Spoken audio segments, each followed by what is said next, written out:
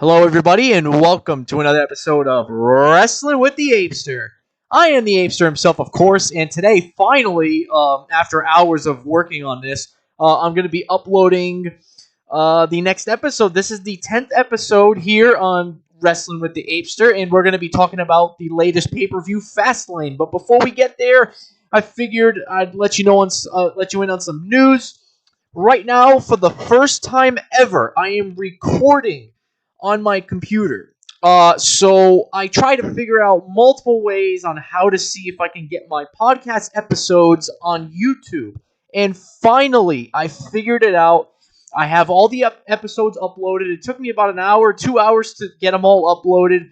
So basically, I had to convert the audio files to a video file with a converter, which you can get for free, by the way. And then I had to save it and then upload it to YouTube. But the more time-consuming process was converting the audio file to a video file so it would be able to be uploaded on YouTube.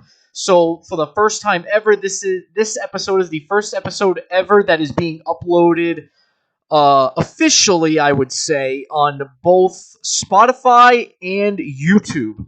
However, episodes 9 and under, so episodes 1 through 9, are on YouTube and Spotify. However, this is the first official episode on YouTube. Making it like for both YouTube and Spotify. But like I said, I uploaded both episodes, or all of the episodes rather, that I have. It took me a couple hours. It took me about an hour and a half, 2 hours to do it. But I'm finally here, finally doing this review. I'm not using my phone to record this. Funny, I was going to try using my Turtle Beaches and connect it to my computer, but they were having a hard time. So it's funny what I'm using right now. See, long story short, I have a keyboard, and by a keyboard, I don't mean a computer keyboard. I mean a instrument keyboard. And when I ordered it, it came with this cheap plastic microphone, and this is literally what I'm using right now. It's hooked up to the computer right now, and this is literally what I'm using to make this podcast video possible. And I'm recording it again on the Spotify for Podcasters website right here, or on the Record Your Voice app here that I have here on my computer.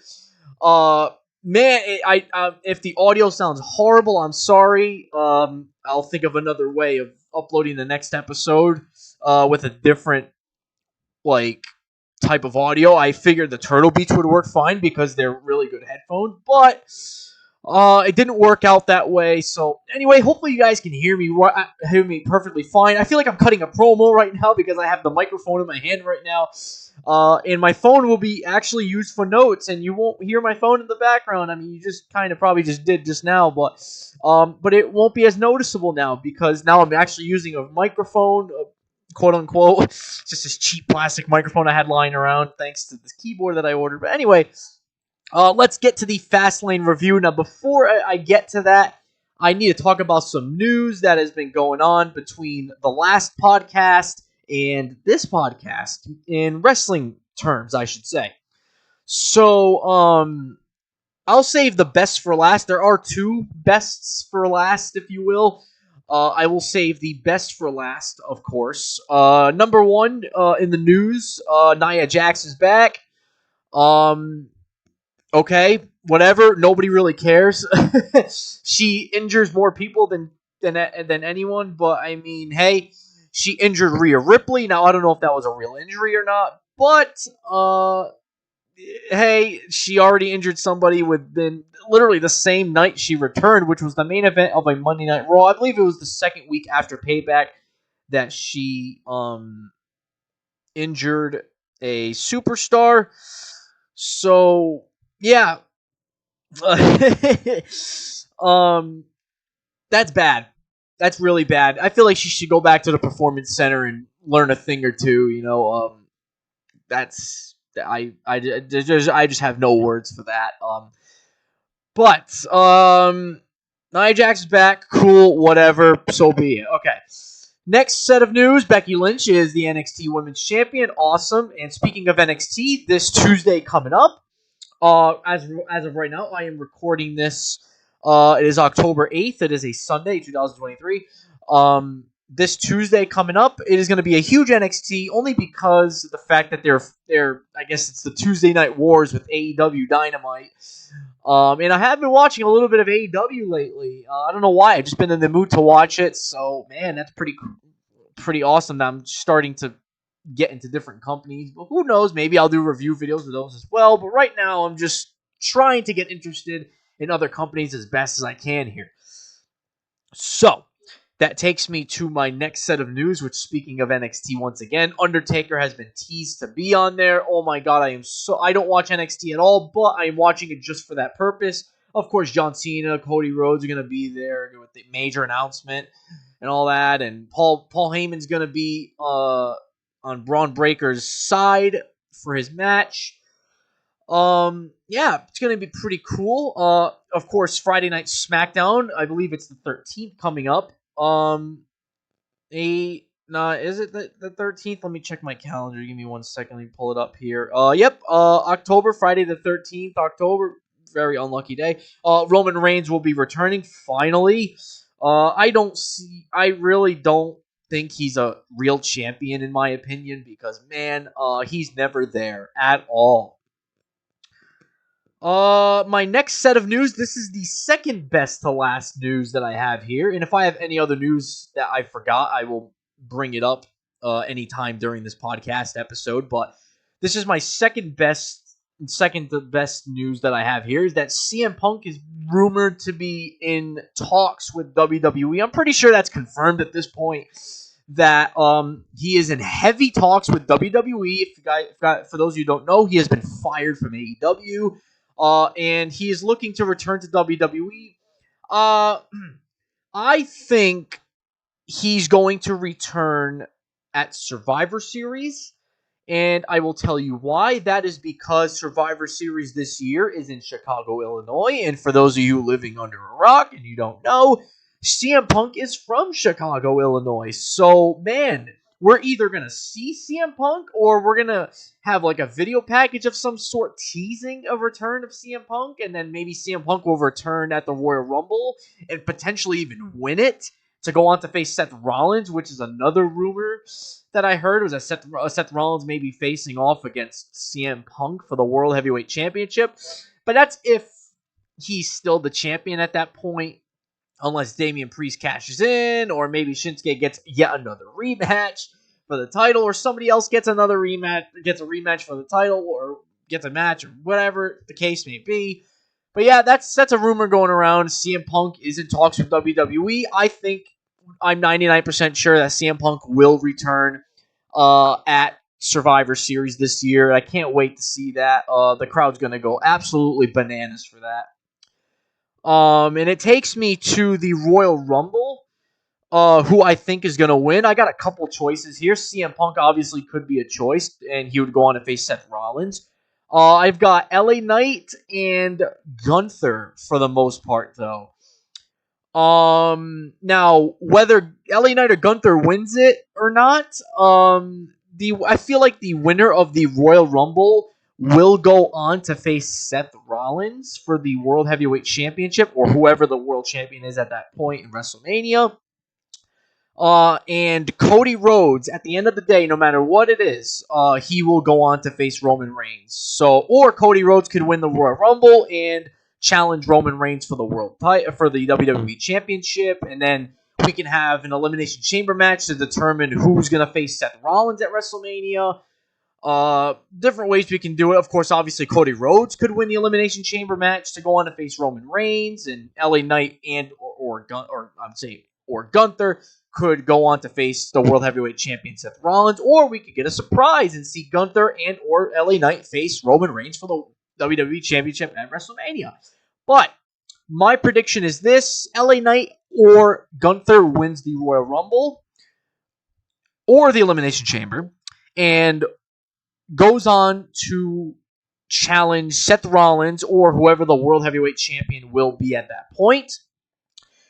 But at the end of the day, Cody Rhodes will face Roman Reigns at WrestleMania for the WWE Undisputed Championship, and he will win it.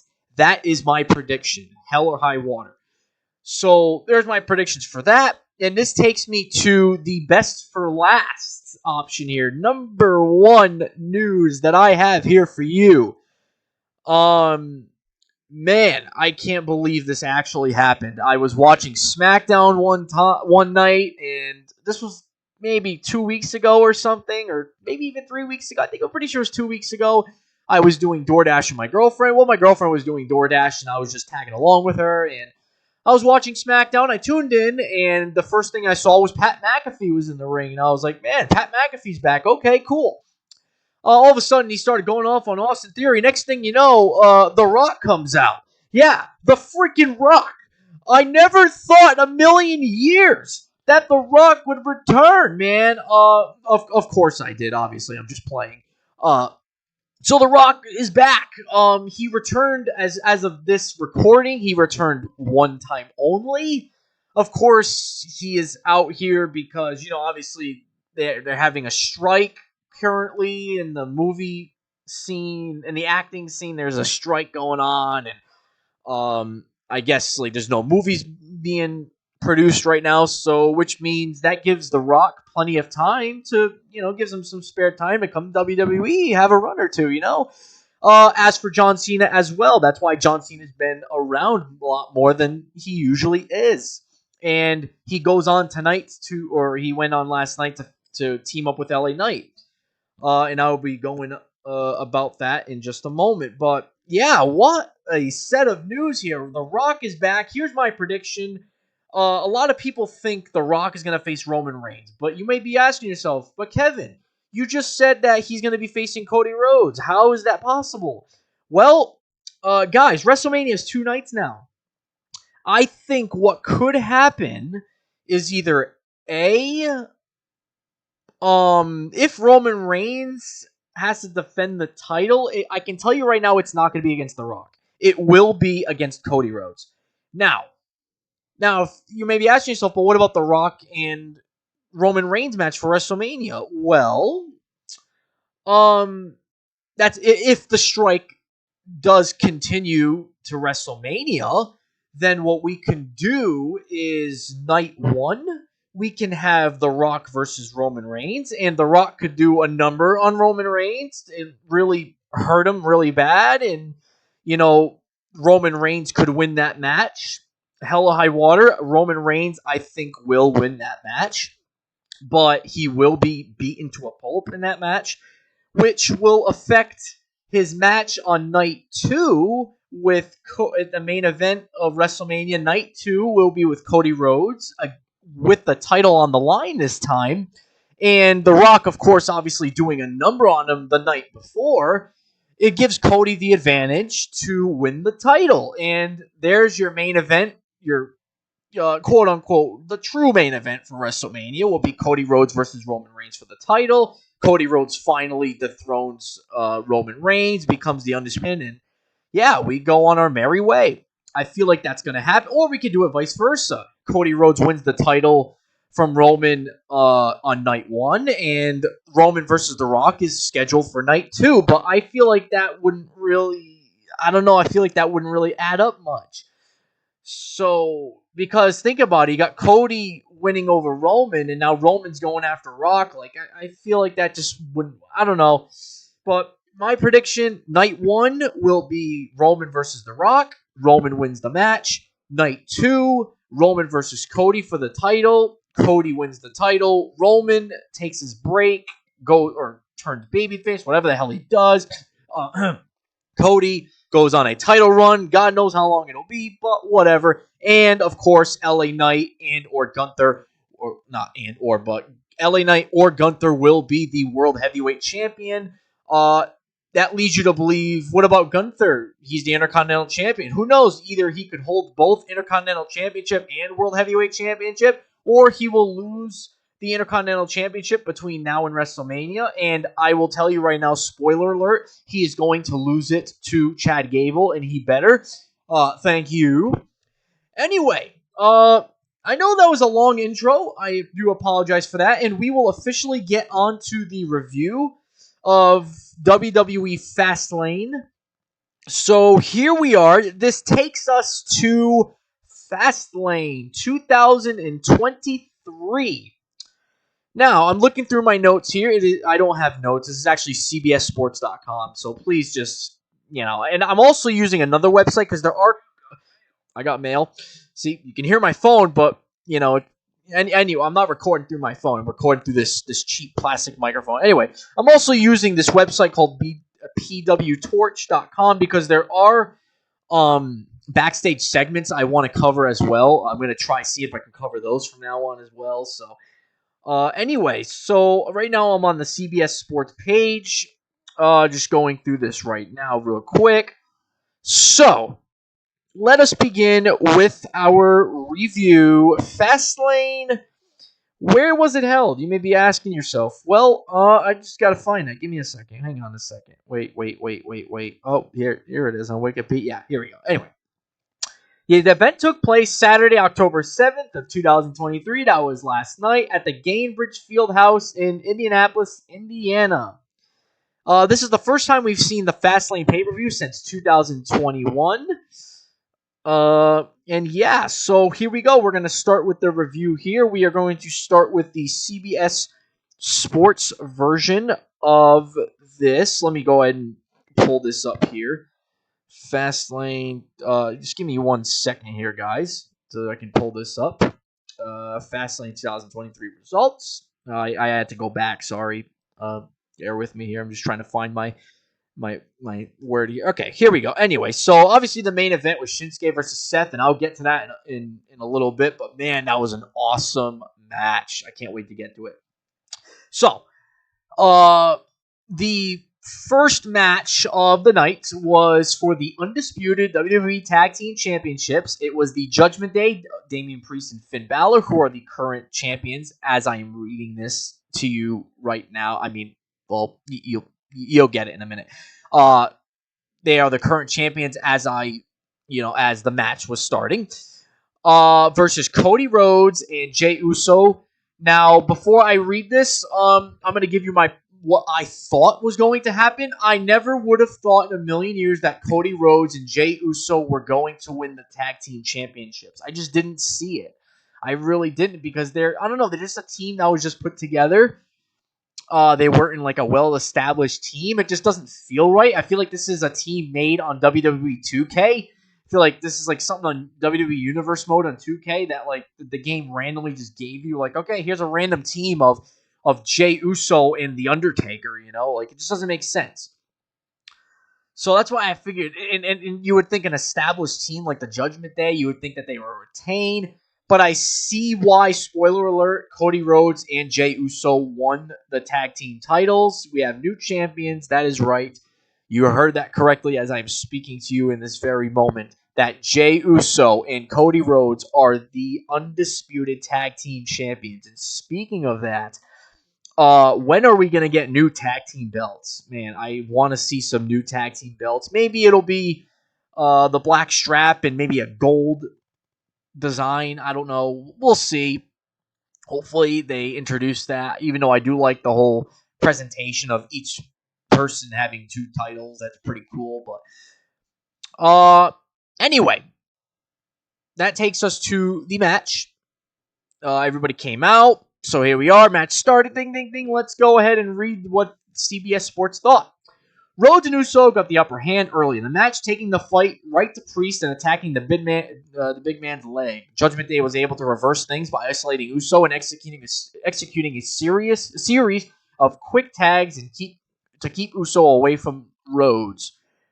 Rhodes eventually received the hot tag and hit Balor with a disaster kick for a near fall.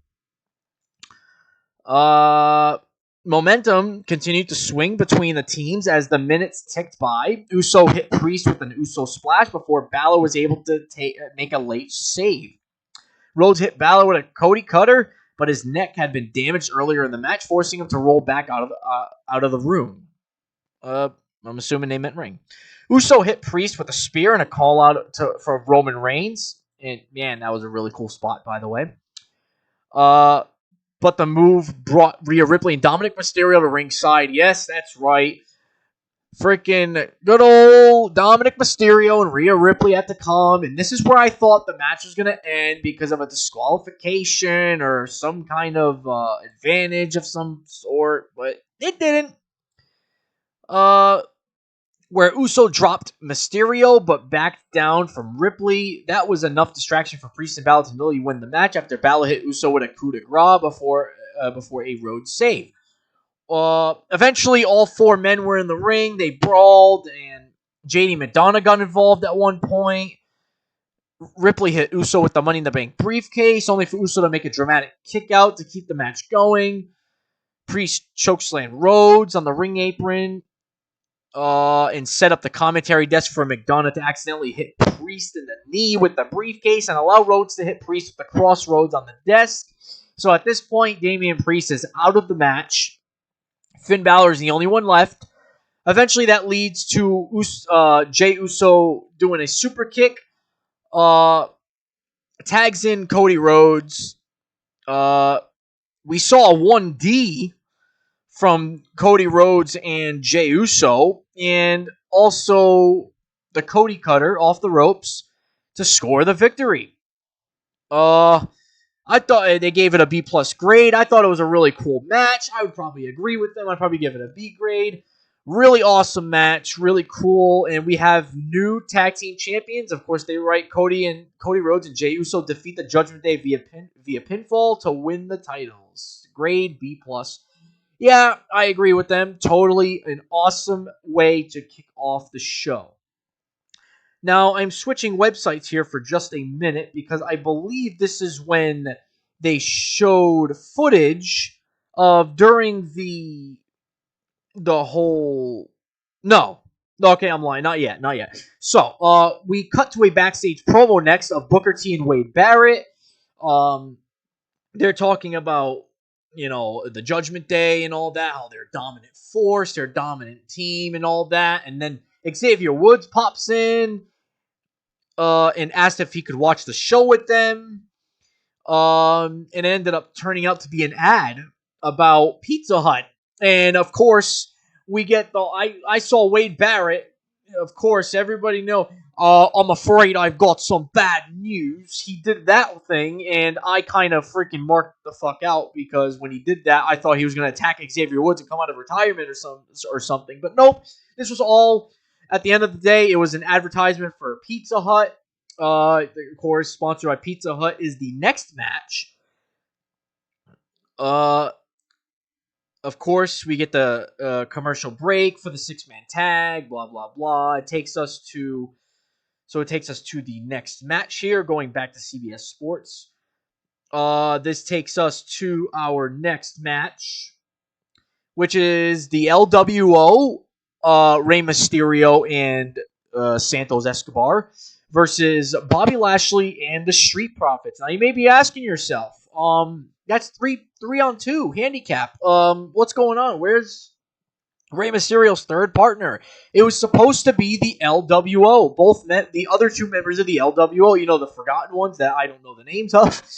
Yeah, it was supposed to be them two, but they got attacked on SmackDown, which means Santos Escobar has to replace one of them, but then that leaves one more person to answer the call. And on SmackDown, if you guys recall, if you watched the SmackDown before this event, which was the day before this event, Rey Mysterio said, you know what? I have an idea. I got to make a phone call. And he walked away, and that was it.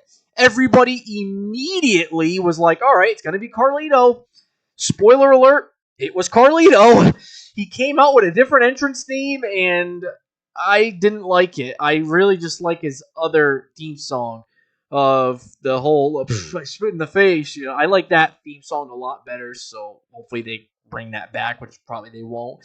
But he is considered officially now a full-time SmackDown member of the SmackDown roster.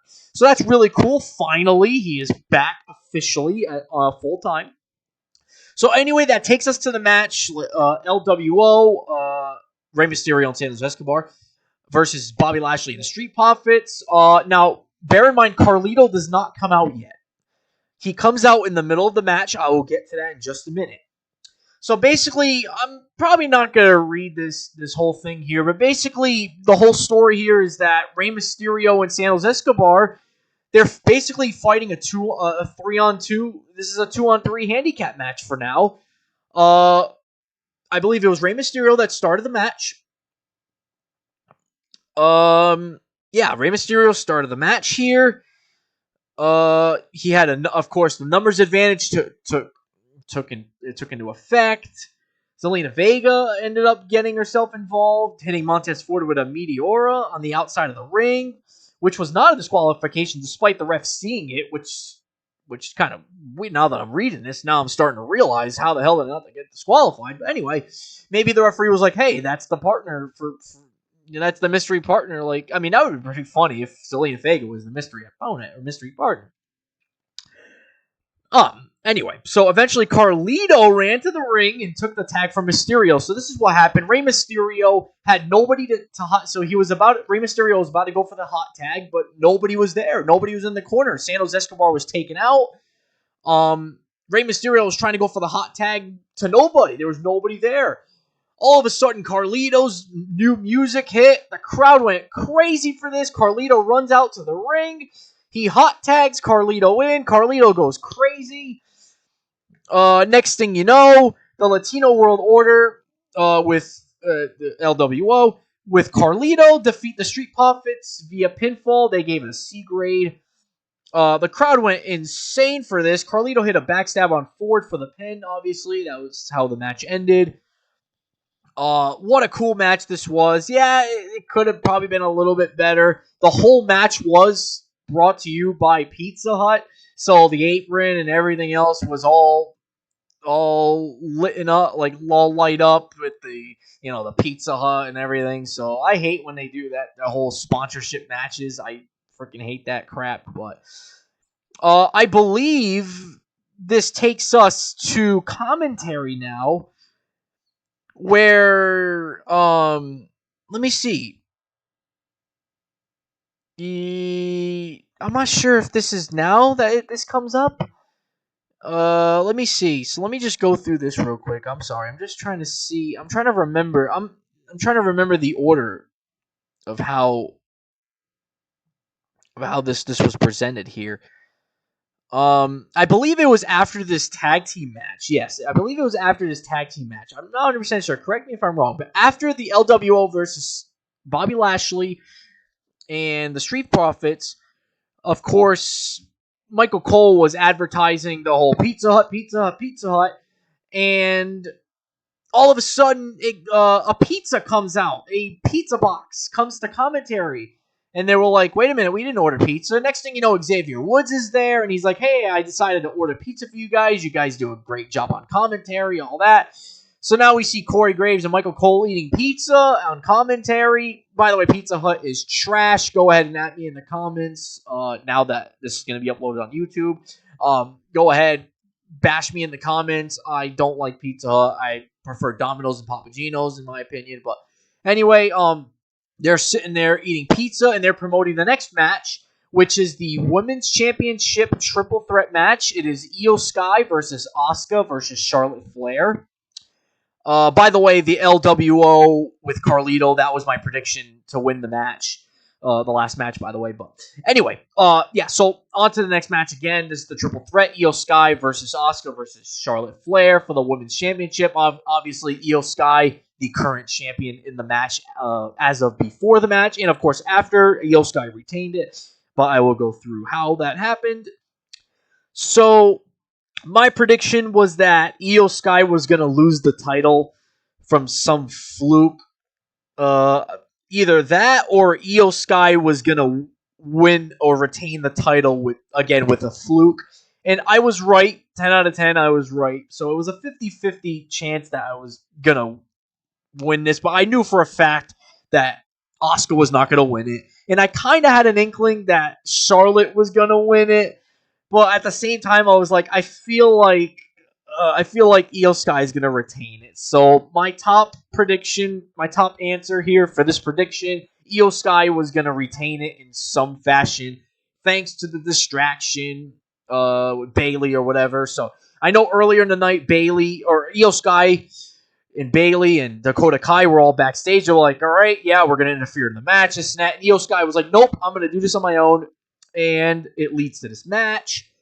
Io Sky, spoiler, did not do this on her own, even though she didn't ask for it. She was just like, hey, I asked you to stay backstage, but hey, whatever, I retained, whatever. At the end of the day, I'm happy, cool, whatever. That's basically what happened. Anyway, immediately in the start of the match, Asuka misted Charlotte Flair. This is where I thought, okay, Charlotte Flair's out of the match for the rest of the match. Cool, awesome, thank God. She is not going to win this title, even though a couple minutes later she's back in the match. So now, basically it was a one-on-one match at that point, Asuka and Io Sky. But eventually, like I said, Charlotte Flair came back in the match, back to triple threat rules. Obviously, no disqualification rules. That's the advantage here. Flair eventually made her way back into the ring and hit Asuka with a big boot, and then took Sky down with a fall-away slam. After a hot run by both women, Sky and Asuka began working together. Flair continued to work her way back into the match after every attempt from Sky and Asuka to take her out, hitting crossbody blocks and chops before a double suplex on both opponents. I believe this is where, where they're talking. Oh, right here. No, the Tower of Doom spot. Yes. So eventually everyone goes up to the top rope. Io Sky, so Asuka and Charlotte Flair are on the top rope. Io Sky superplexes both of them. All three of them go down to the ring. Of course, that's the Tower of Doom spot. Allowed Asuka to nearly pin both women, but both were able to kick out and keep the match alive. Sky and Asuka locked in Flair simultaneous submissions before Asuka released and went after Sky, allowing Flair to hit Asuka with a spear for a near fall. Bayley eventually came out for the distraction. Here we go. That nearly cost Sky the title at that moment. Flair locked Asuka in the figure eight, but Bayley distracted the referee as Asuka was tapping out. So the match was basically over. Charlotte technically is your new champion at this point. But the referee didn't see it because Bayley was distracting the referee. That led to Sky to hit a moonsault on Flair and score the pin to retain the title, and a pin on Flair. That's pretty shocking to me. But hey, it had to happen somehow. The match got surprisingly sloppy at times, considering the three elite talents in the ring, making the match somewhat disappointing. Still above average, but somewhat disappointing. They gave it a B- grade. I would probably agree with that. The match wasn't all that, but hey, it was cool. Whatever. Of course, here Io Sky defeats Charlotte Flair and Asuka via pinfall to retain the Women's Championship. This takes us, I believe, to a little promo, I guess. Not a promo, but like a little video package that on the kickoff show of this show, Jade Cardinal, she appeared, of course, in this SUV. She was talking to Triple H, shook his hand, all that. I guess Triple H was showing Jade around and all that. So Jade has arrived in WWE. Awesome, cool. She looked really badass. I believe she came from AEW. I am no AEW fan, so please correct me if I'm wrong. I'm pretty sure she came from AEW. 99% sure of that. So can't wait to see her on the roster. I can't wait to see her go up against Bianca Belair because she gives me that. Even though I've never seen her in the ring myself before, but like she gives me like that Bianca Belair attitude vibe. So I feel like Bianca Belair versus Jade would be a really cool match to see. We also see, of course, LA Knight arrive in a Slim Jim Nissan 370Z, I believe it was. Really cool car. I seen him. At first, I thought it was John Cena, but I was like, "Hey, wait a minute! John Cena wouldn't arrive in a car like that. He would arrive in like a Mustang or something, or like a Camaro." Here comes LA Knight in a Slim Jim car, freaking almost broke the bumper off the damn thing going down the little hill. But anyway, this leads to this isn't written on here, but I remember this. But this leads to Pat McAfee coming out. The crowd went crazy for this. Whoa, whoa, whoa, whatever the theme goes. Anyway, Pat McAfee comes out. He's like, hey, what if we get a WrestleMania right here in Indianapolis, Indiana? And the crowd goes absolutely wild for this. And he was like, all right, before I sit down on commentary over there with Michael Cole and Corey Graves, that no good Corey Graves, I am here to introduce to you John Cena. Out comes John Cena, and out comes LA Knight, and obviously Jim Uso and Solo Sikoa come out after that. The match starts. Of course, John Cena and LA Knight versus the Bloodline of Jimmy Uso and Solo Sikoa is the next match. It's the tag team match. So of course the winner of the match, of course, this was my prediction and it was true. John Cena and LA Knight defeat the Bloodline via pinfall. They gave it a B grade, so let's see how we get there. Cena took the fight to Uso quickly before demanding Uso tag in Sikoa. That proved to be a bad plan for Cena as Sikoa quickly took over on Cena before tagging Uso back in. Cena continued to be in peril for a long stretch as Knight remained on the apron desperate to tag in. Cena started to fire up and fire back at Sikoa, only for Sikoa to hit a spinning heel kick to cut off the comeback. Cena finally hit Uso with an attitude adjustment, but Sikoa knocked Knight from the apron before Cena could make a tag. Cena counted Sikoa, coming off the top rope by getting his feet up to hit a low blow. This was a moment when Knight finally got the hot tag and blitzed Uso before dropping Sikoa with a DDT. And man, the crowd went crazy for this hot tag from Cena to LA Knight. Obviously, LA Knight is over like Rover. Give him a title right now immediately. Yeah. And also, John Cena, listen, man, I was just waiting for commentary to mention this, but commentary didn't mention it, so I'm going to mention this right now. Spoiler alert. Am I the only one that feels like Solo Sikoa and John Cena gives you the same vibe as John Cena and Umaga? Man, it just gives me that vibe. Like, oh, it's that rivalry all over again with John Cena and Umaga. It just gives me that vibe. I don't know. But commentary never brought this up, and I'm bringing it up right now. I'm probably the only one that will. But, man, that was so cool. It's so cool to see those two face-to-face, man. It just gives me that. It just reminds me of Umaga and John Cena going face to face. I feel like John Cena was thinking that way too. I just feel like just looking in his eyes, you can tell he was probably thinking that. Like, oh man, this reminds me of the time when I was face to face with Umaga. Anyway, Cena hit Sikoa with a false body. Eventually, it led to after a scramble, Cena nearly hit Sikoa with an attitude adjustment, but Uso hit a super kick to cut it off. Five knuckle shuffle, which the crowd went nuts for. On Uso, followed up with a BFT from Knight for the pinfall.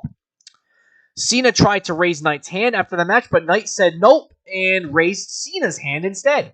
Knight getting the pin was the right move, and with Reigns returning to SmackDown on Friday, the Bloodline will remain in turmoil. The match wasn't anything special, but the right decisions were made, and it had an old school feel with a long delay before bringing Knight into the fold. They gave it a B grade. Obviously, John Cena and LA Knight defeat the Bloodline via pinfall. And yes, it will lead to a shit show on Friday night because Roman Reigns is going to be like, first of all, I never said you were back on with the Bloodline. Second of all, you lost your match at Fastlane with Solo Sikoa, and that's your fault. So, yeah, you're not part of the Bloodline. I feel like Roman Reigns may even attack him. And you can tell by in the face, Solo Sikoa's face, like, Solo Sikoa is like, yeah, okay, whatever you say. I feel like Solo Sikoa knows what's going on. I feel like Roman Reigns is going to tell Solo to attack him. I feel like this is all planned. Or who knows, maybe it's planned either in a way where Jimmy is really back in the Bloodline, or it's planned where the whole time nobody knew that Roman Reigns had sent Solo Sikoa out to attack Jimmy Uso. It could lead to a Jimmy versus Roman Reigns match down the line. Speaking of Roman Reigns, I heard Roman Reigns is going to face John Cena at Crown Jewel. I heard that wasn't going to happen, courtesy of What Culture Wrestling. Who knows? I don't know. But I feel like the Bloodline's going down the shitter right now. It already had, but Jimmy Uso just feels like he's the head of the table now. And I feel like that's the story we're going to play out here, is that Jimmy Uso is the head of the table. I feel like Roman Reigns is going to come out and be like, who the hell do you think you are? Thinking you're the head of the table when you're not. I'm the head of the table. Then Jimmy Uso's going to be like, says the one who's never here. I'm the real head. I don't know. The next thing you know, it'll lead to a match. I feel like at some point it will lead to a match. Speaking of a match with Jimmy Uso, I feel like Jimmy and Jay at WrestleMania will face each other. I just hate how we split them up this early, because now it's like Jimmy attacked Jay, but now we're just completely forgetting about that. Mind you, that at Payback, I believe it was at Payback or SummerSlam, it was either one of the two, that Jimmy Uso attacked Jay, and Jay just completely forgot about it, went to another roster, completely forgot about it. Hey, Jimmy attacked me. Hey, whatever, big deal. Moving on. I just hate how that's the case. I feel like they should have continued to play it out, but hey, we have to wait until WrestleMania. This is how we're doing it. Speaking of Jey Uso, you may be asking yourself, why did they take the titles off of the Judgment Day? It does make sense because it is rumored that Damian Priest is going to get kicked out of the Judgment Day. A lot of people thought that Finn Balor was going to get kicked out and replaced with JD McDonough. However, Damian Priest seems to be the one that's going to be kicked out, and I can see why, because Damian Priest does have that main event feel. I feel like Damian Priest doesn't need the Judgment Day to be a main event star, so I see why they're kicking Damian Priest out.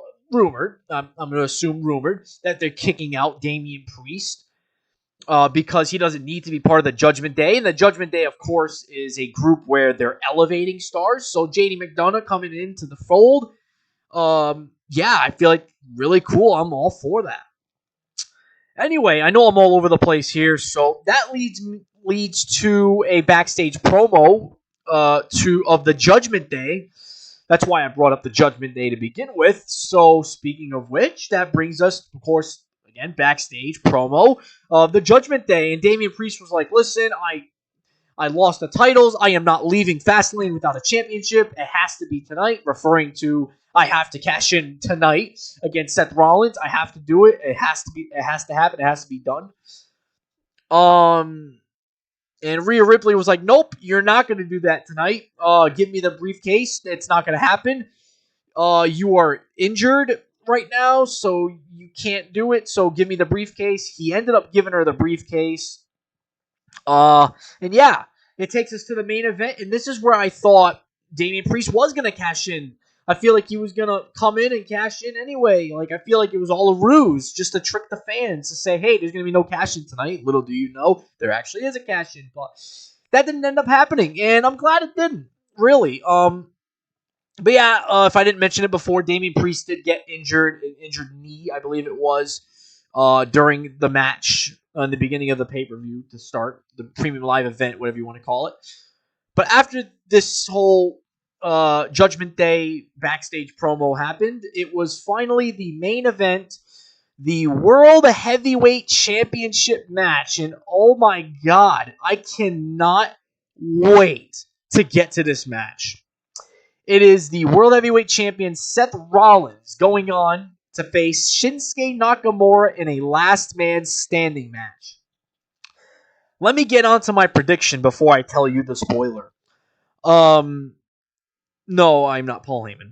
So, I thought Nakamura was going to win this match. 100%. I was like, Shinsuke Nakamura has to win this match, or else if he doesn't win it, he's pretty much officially buried at that point if Shinsuke loses this match.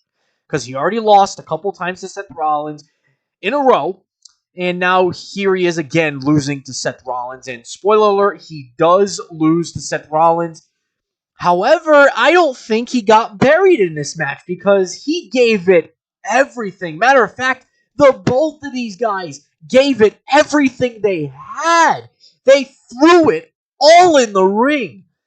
Man, what a match this was. This, to me, was a 10 out of 10 match. Greatest match on the card. It was a last man standing match, if I didn't mention that already. Oh my God, it was so cool. Seth Rollins' first time in a last man standing. I'm pretty sure it's first time for Shinsuke as well. I'm not 100% sure. Correct me if I'm wrong. But this had to be the greatest match in the entire show. No if, and, or buts about it. Trash cans were involved. Chairs, ladders, tables, obviously. Everybody wanted tables. There were table shots. There were kendo sticks. There was brass knuckles involved as well. Shinsuke Nakamura grabbed the brass knuckles and tried to put the chain part of the brass knuckles in Seth Rollins' mouth and pulled it back. And this is not me reading through the article, by the way. This is all me talking to you right now. Like, this is all coming out of my head right now, out of my mouth, straight up, shooting the shit. This match was so cool. I loved it. Every moment of it. But we're going to get to the boring part of this. And we are going to read a little bit of this. This was talking about the backstage promo. But yeah, we start off with the match. Of course, they're face to face. Seth Rollins gets the whole whoa, gets that whole treatment, and Nakamura's in the ring too, face to face. So we're just gonna read this on here. But man, this match was so cool. It went back and forth. There were like I said, there was a ladder spot involved. Seth Rollins was about to use the ladder, but then Shinsuke got out of the way. Seth Rollins' back played into an effect here. Oh my god, he played it so well. Not sure if this is actually a real injury or not, but we will see in the coming future. Man, I gotta clear my throat there because I am just really excited to go through this match. So, here we go. The match starts. Nakamura refused to engage in the initial meeting, ducking out of the ring and forcing Rollins to chase. Rollins grabbed the kendo stick but couldn't use it before Nakamura sent him back first into the ring apron. Rollins ripped off the padding at ringside to expose the concrete, but Nakamura was able to fight him off before any damage could be done. Rollins responded by grabbing the ring steps and ramming them into Nakamura. Rollins threw chairs, trash cans, and tables into the ring. The crowd went crazy for this, by the way. But Nakamura again cut Rollins off before delivering a knee to the back. And again, like I said, this whole match was just Nakamura going after Seth Rollins' back. And Seth Rollins, my God, his back was broken in half in this match. He had the tape on his back. It was just such an awesome match, guys.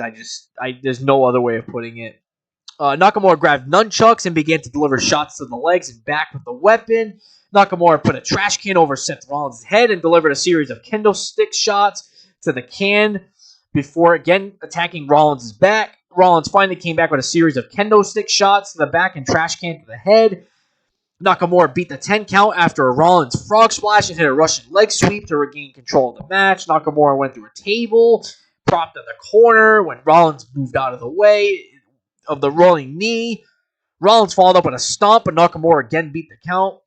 Yeah, Seth Rollins hit the stomp, I think it was like 3 or 4 different times before Nakamura just kept getting up. Nakamura kept getting up, kept getting up. Same thing with Seth Rollins. He kept getting up. And there was times where it was like 9 and the referee was about to hit 10, and the millisecond before the referee did, they would get up. Oh, this match went everywhere. It went to ringside. It went into the stage, the audience. At one point, Nakamura threw Rollins off the stairs, the concrete stairs up like on the stage or the up on the rafters. He threw him off or whatever into this pad. Back first, I might add. They get back to the ring. They're back on ringside. He goes over the barricade, back into the audience again through the timekeeper's area. Eventually, they go through the table set up there, and there's a back. I gotta find the right word for it. But there's a what is it?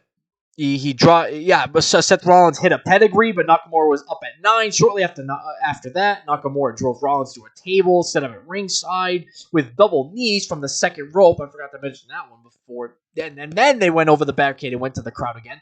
Anyway, Nakamura was up against the commentary desk, and then Seth Rollins was climbing it, but then Nakamura countered that. Well, he didn't counter it, but like he got up and walked away, and Seth Rollins was like, "Hey, where are you going?" And he went off to follow him. Man, just going through this real quick. After Nakamura beat the count, Rollins hit a Falcon Arrow through the tables. That's what it's called, the Falcon Arrow. Through the tables below the platform and beat the count while Nakamura did not. A very good dramatic match that didn't fall into many of the too many counts traps that plague last man standing matches. If there's any problem, it's that it makes no sense for Ripley to tell Priest not to cash in ahead of the match. Why would you not wait to see if the champion was badly compromised after a brutal match? So yeah, Seth Rollins, man. So basically, they both were about to beat the count. Rollins just barely, when the referee said 10, got up to his feet. The referee had gotten up to 9. Nakamura was on both feet, but then immediately fell back on the floor, and that's what led to the immediately when the referee said 10, Rollins had both feet up. The match was over. Rollins fell to the floor. That was the end of the match. Rollins is still your champion. I never thought I would see that, but man, not only did we not bury Nakamura, because Nakamura put his all into that match. So I would say that Nakamura was buried in this match officially, but he was not, because man, he gave it his all. But Seth Rollins is back, man. I feel like the first thing I thought was like, okay, Monday Night on Raw, he's going to vacate the title because he has to, because his back, and he can't defend the title for any time soon. He has to go out. But then again, I thought, like, hey, what about the knee injury Seth Rollins had many years ago, and he still continued to fight with that knee injury. So, hey, ho, never say never. And yeah, throughout the match, I was thinking to myself, man, what if Damian Priest comes out and pulls off the second heist of the century? Of course, the first being, ironically, Seth Rollins. It would have been so ironic if Damian Priest came out, cashed in the middle of the match, turned it into a triple threat, and actually won the match. It would have been the heist of the century. And on top of that, the irony is that Seth Rollins was the first one to pull it off, the heist of the century, against Roman Reigns and Brock Lesnar, of course, at WrestleMania 31. That would have been so ironic, and I feel like that's what's going to happen. I feel like maybe there will be a second heist of the century, and Damian Priest will pin, I believe, whoever the third person is in the match. Let's say, in this case, Nakamura, and Damian Priest pins Nakamura. Because, mind you, the current champion, I believe, was Roman Reigns at the time, and Seth Rollins actually pinned Brock Lesnar. Or I think Brock Lesnar was the champion at the time, and Seth Rollins pinned Roman. I'm pretty sure Seth Rollins pinned Roman, but I think the champion at the time was Brock. So yeah, I feel like Damian Priest will cash in for the second heist of the century. And he will not pin Seth Rollins, but he will pin Seth Rollins' challenger, whoever he was challenging. And that night, again, let's say it's Shinsuke Nakamura, for just as the example. So officially, Seth Rollins defeats Shinsuke Nakamura to retain the title. They gave it an A grade. I would have given it an A+.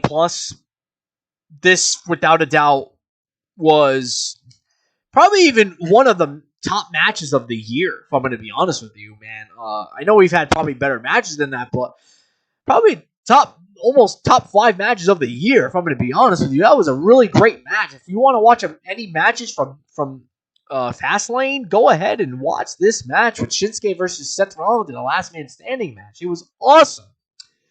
And that was the end of the night. Of course, it takes us to the press conference. I did not watch the press conference, but I did hear that some fan asked a question about Edge, of course, going to AEW and saying, hey, what happened with Edge and all that. And Triple H was like, hey, we had nothing for him, or, he thought it was time. And, there was no harsh feelings. It was just Edge just wanted to move on to bigger and better. Not bigger and better, but like he wanted to just move on with it. Okay, I apologize for that. Apparently that whole... I just accidentally ended the podcast there for just a second there. So sorry about that. I accidentally clicked the space bar. If you click the space bar here, it stops the recording. But anyway, I'm talking about the post show, which is the press conference. Edge. They had a question about Edge. Triple H was like, yeah, there's no harsh feelings. It's just he wanted to move on. But anyway, that takes us to the end of this review. Fastlane, I give it a I give it an 8 out of 10. Yeah, it was a really cool pay-per-view. Definitely really nice to see it. Very happy watching it, and I'll be watching Monday Night Raw for sure. I'll be tuning in to see what's next with Seth Rollins winning the championship. Let's see what's next. Let's see, what do they do next? Is Nakamura and Seth Rollins rivalry going to move on? Are they going to have one last round at, I don't know, but I have no idea. But anyway, this takes us to the end of this podcast. Thank you so much for tuning in. Thank you. Again, this is the first ever podcast being uploaded to YouTube officially. Me mentioning it in the podcast itself, that it's going to be uploaded to YouTube. So here's how it's going to go. I know you're probably going to be listening to my older episodes, episodes 1 through 9 on YouTube, and you're going to be saying to yourself, wait a minute, you said you were going to put the YouTube link, but I'm already watching it on YouTube. I know. From here on out, this is how it's going to go. On Spotify and on YouTube, the link will be in the description to my Facebook page, where you will get to see latest episodes that are uploaded, so you'll never miss a beat. However, let's say you're watching this on YouTube and you're like, hey, I want to listen to the Spotify version of this podcast. I will be putting that in the description below on the YouTube version. Now, if you're listening to it on Spotify and you're asking yourself, hey, I want to listen to the YouTube version of this, then in the description of that, I will be putting the YouTube link. So it goes both ways. But if you watch the YouTube version, there is no video to watch. It's just the picture of the podcast, like itself, whatever.